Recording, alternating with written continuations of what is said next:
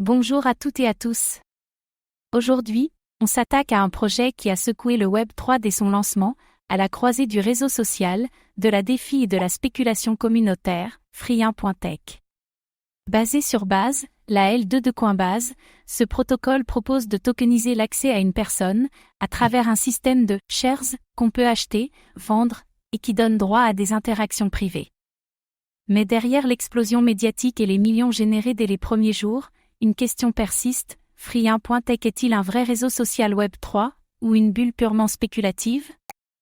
Dans ce script, on va voir ensemble comment fonctionne Free1.tech. En quoi son modèle économique est innovant ou discutable? Quels sont les cas d'usage concrets pour les créateurs?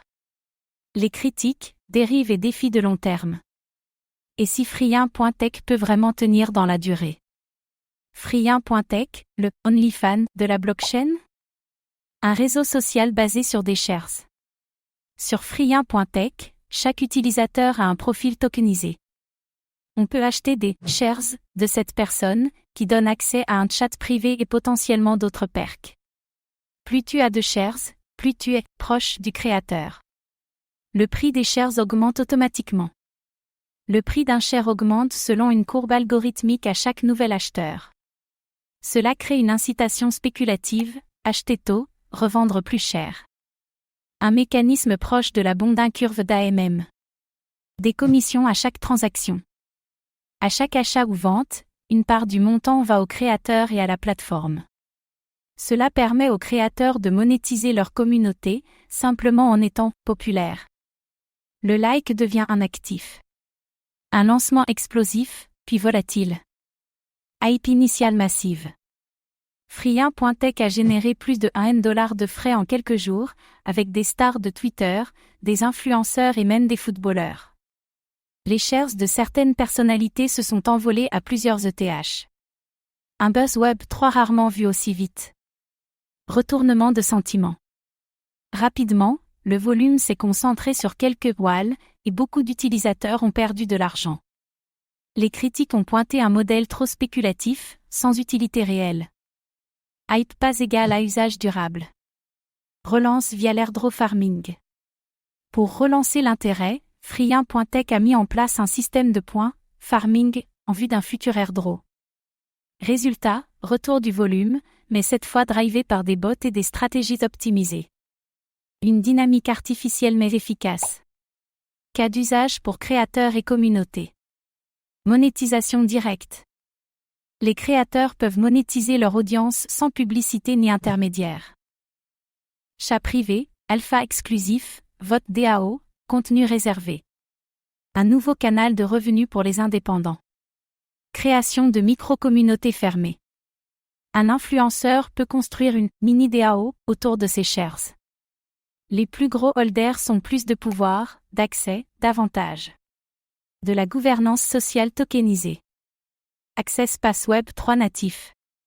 Les shares peuvent servir de tickets pour des événements, des calls privés, des newsletters.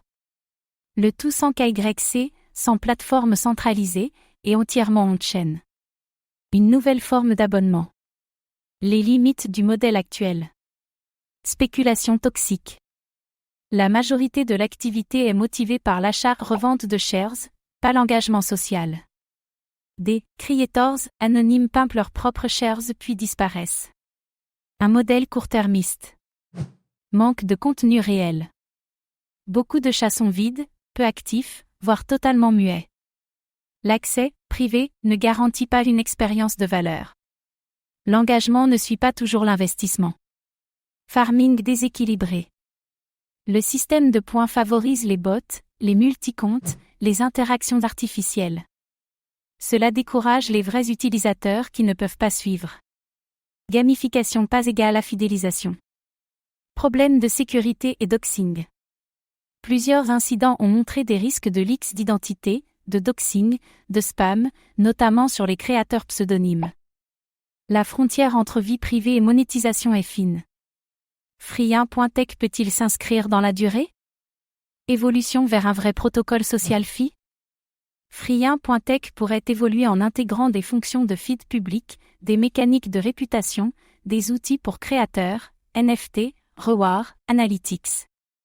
Vers un lance protocole plus monétisé? Token natif et gouvernance? Un token pourrait remplacer les points et servir à gouverner la plateforme, frais, créateurs vérifiés, filtre anti-spam. Cela donnerait une vision long terme au projet. Encore flou, mais probable. Intégration multi-chaîne ou interopérable. Free1.tech est aujourd'hui limité à base. Une expansion vers d'autres L2 ou L1 pourrait diversifier les utilisateurs, réduire la congestion et accroître la résilience. Un enjeu stratégique pour la suite. Un nouveau modèle pour les réseaux sociaux? Social Fee, monétiser l'attention. Free1.tech incarne la tokenisation de la présence sociale. Ton identité devient un actif. Ton réseau, une économie. Puissant, mais risqué. Une version Web3 d'OnlyFans, Patreon, Twitter? Le contrôle revient au créateur. Les règles sont codées. Les paiements sont directs. Mais la qualité du contenu reste clé pour durer. Sans valeur, le token ne vaut rien. Le Web3 est-il prêt pour ça? Free1.tech pousse à l'extrême la logique, investir dans les gens. Mais cela suppose confiance, transparence, engagement réel.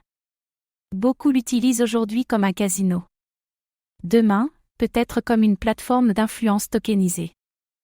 Free1.tech propose une innovation radicale, tokeniser l'accès à soi-même.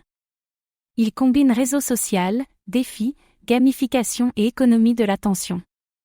Mais son modèle actuel repose encore trop sur la spéculation, le farming et des promesses floues. Pour durer, il devra prouver qu'il peut créer de la valeur sociale, pas seulement financière. Free1.tech est-il le Twitter tokenisé de demain, ou juste un phénomène passager? Le Web3 jugera. Et vous, avez-vous testé Free1.tech? Achetez-vous des shares pour échanger, ou pour revendre? Dites-le nous en commentaire. Merci d'avoir suivi ce décryptage. Abonnez-vous pour explorer les prochaines expériences sociales du Web3.